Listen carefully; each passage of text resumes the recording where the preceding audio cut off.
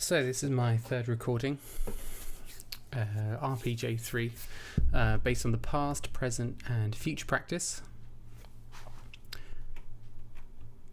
And it's going to be based on lesson activities, my journey with lesson activities as a whole, and their relationship I've had with them with learning objectives. So it's going to be lesson activities and learning objectives, and how they've been growing together in my development as a teacher.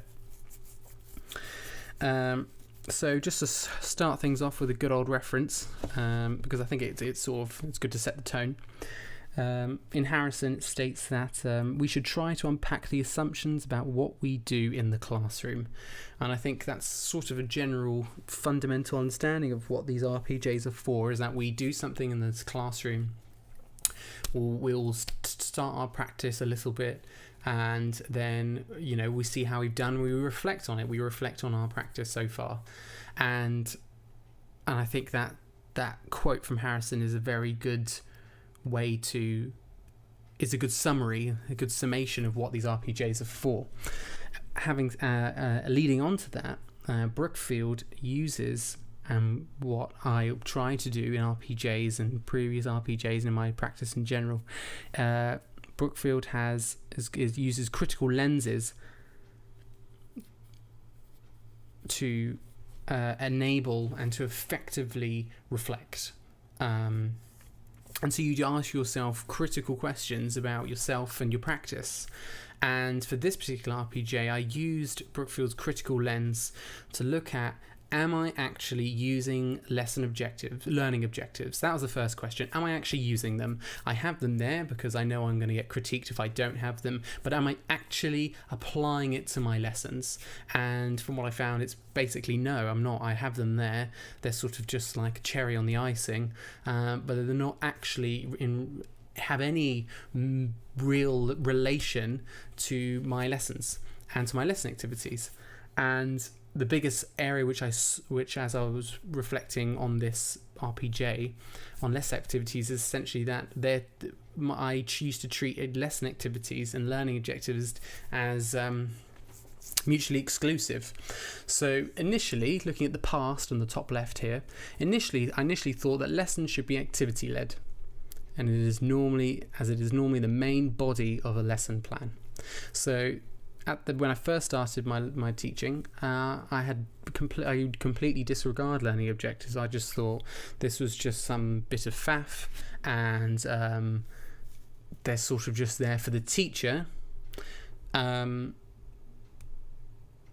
really just for a critical eye on your lesson to see whether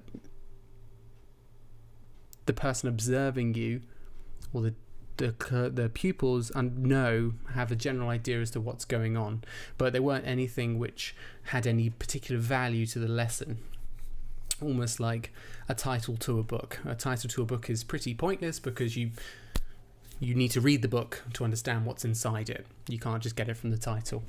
And learning and lesson objectives were secondary to the activity designed for the content. So I would look at the scheme of work, and I would look at the lesson titles, because the resources I would be using would be just from a book to create my lessons. So I had no indication of what the lesson learning objectives could be, or the learning intentions could be. So I'd have the title, and I would have the resource, the knowledge in front of me in the book, and I would try and translate the book's information onto a lesson with no indication of a lesson objective. And an example I have that I extracted from the past to bring to this RPJ was my starter activity I used for year 9, based on motions. So this activity I got them to do was I needed to get them to calculate this. At the time, I just sort of did it because it was something engaging, it was different. I got them to calculate the speed and acceleration of a man falling from space because they were doing physics and motion. It was something different. That was my main reason for doing this starter activity. And as you can see here, no objectives were made. So there was no indication, and there was no success criteria for these pupils. So I had no idea whether they succeeded, and the pupils and I would have no idea how they did in the starter, and the pupils wouldn't know what they actually were trying to accomplish. So it was just sort of like a road with no destination. And so I try to create an analogy in form of a diagram to represent how I was thinking about activities and learning objectives.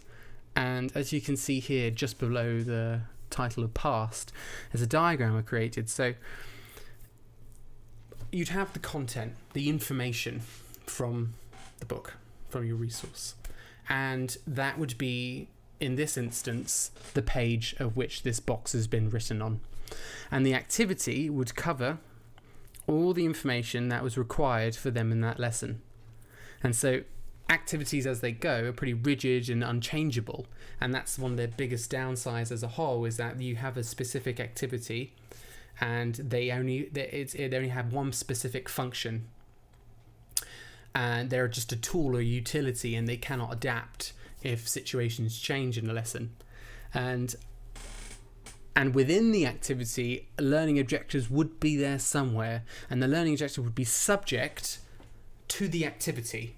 So they had no definitive boundaries. The learning objectives weren't necessarily important. They were ever changing due to whatever was happening in the activity. So if the activity didn't go well, it did go well, the learning objective would just simply change depending on the result of the activity.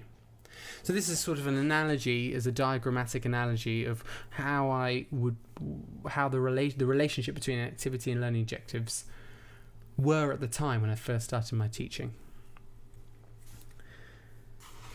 Moving on, so the past and now in the present. So I did some transition period and reflecting, and it came to, and through just continuously teaching in my foundation phase, I noticed something as a very interesting and famous quote, which most people know but don't know where it's from. It's from George Santayana, and it's essentially those who do not remember the past are condemned to repeat it. So I remember reading that quite a while ago. It's from The Life of Reason, The Phases of Human Progress. It's from his first volume of philosophy, and we all know that quote. You know, if you don't remember the past, you're just going to keep repeating it. Essentially, that's what that quote is. And when I read it, and I thought, right, well, I need to, if I am going to continue and progress in my teaching, I need to look back, and I need to look back critically of what I was doing wrong. And during this transition period, I realised the fundamental importance of the learning lesson objective, not the superficial aspects of the lesson objective, so how it's written or the specific words or Bloom's taxonomy to that degree. I just realized that the lesson objective, in terms of planning a lesson, how important it is and how fundamental lesson objectives are in creating, planning and actually producing that lesson. And then they actually act as a skeletal fundamental support for you to add the flesh of the content on. So the learning intentions would lead to the knowledge that would satisfy that intention. So from that knowledge, you can then create a vector which can help the transmission of information. So what I'm trying to say here is that you have, let's take the analogy again, let's take the example of the resource book in front of you. You have 2 pages of information which the class needs to know. You need to create lesson objectives which cater for that information. So the lesson objectives define the knowledge that you put into it. And then within those lesson objectives and those lesson intentions, you can then create an activity which will satisfy the lesson objectives.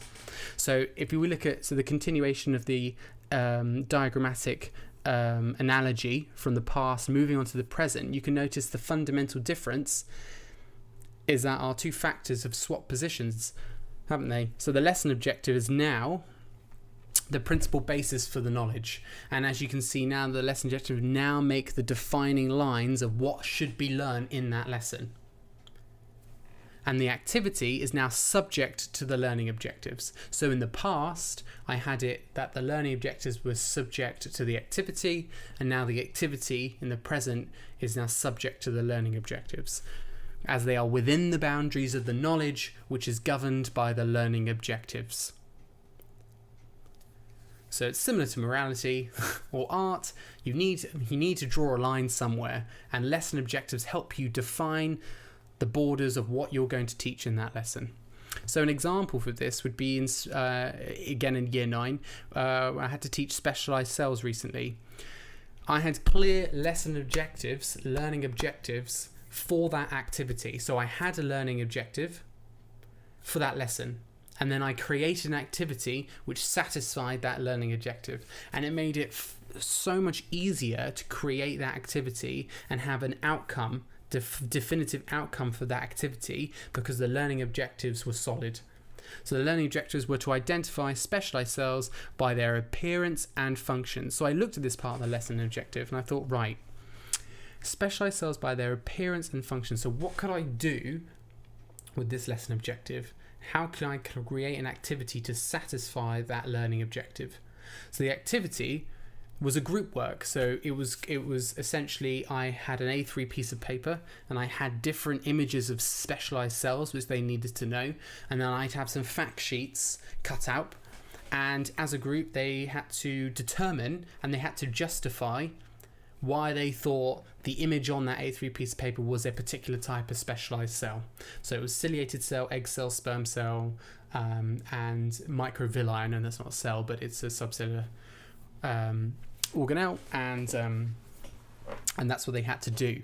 And the lesson was far more successful. The lesson went far more smoothly, and the pupils knew when they had completed, they knew what they had to complete, because the lesson objective was there. It was crystal clear what they needed to do. They needed to identify the specialized cells by their appearance and function.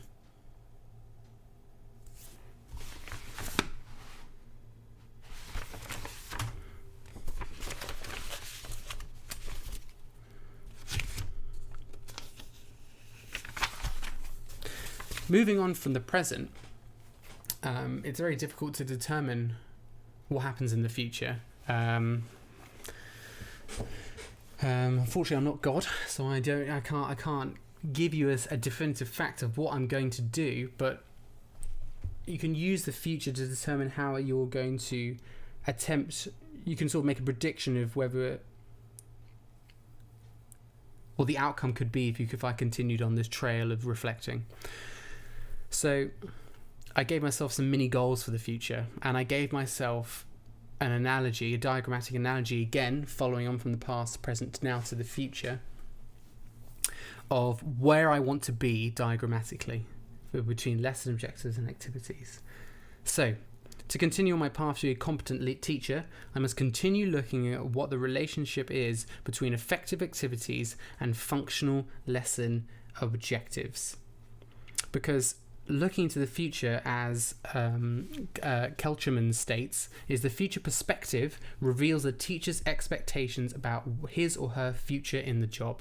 And so I need to satisfy that future perspective, I need to give myself an expectation of what I need to achieve. So with this statement here, to continue on my path, I must continue looking. That is my expectation for myself, for the future, for me to develop in this field of reflection. So ideally, activities should be flexible to allow complete differentiation and breakdown of the objectives. So making the knowledge required for the lesson objectives to be accessible to as many pupils as possible. So in the future, now I've sort of in my head completely understood where lesson objectives and activities are related to each other and how I can effectively use them in my lessons. I should now, for the future, start to devise activities which will better cater for my particular classes at different levels, different differentiated levels. So as you can see in my final diagrammatic analogy here, we have our lesson objectives again, which are the definitive border of the definitive line of what knowledge is required for that lesson. But now, if you notice, the subtle change is that it's not just a single activity now, but it'll be multiple activities which, as you can see here, this circle is far bigger and encompasses far more of the lesson objectives than I'm currently doing. So ideally, multiple activities can now cover more of the knowledge that fulfills those learning objectives, if that makes sense. So now, for the future, I'll have my stable lesson objectives, which are concrete and the definitive, and I should be able to create activities solely to help all the pupils in that class reach those learning intentions for that lesson. So all that knowledge can be covered by the differentiated activities that I should be able to create. Thank you for listening to my ramble of an RPJ. Hopefully it made sense. If it didn't, then please look at the diagrams to help you. I've left the references on the side, and I will leave them in the comment on my page.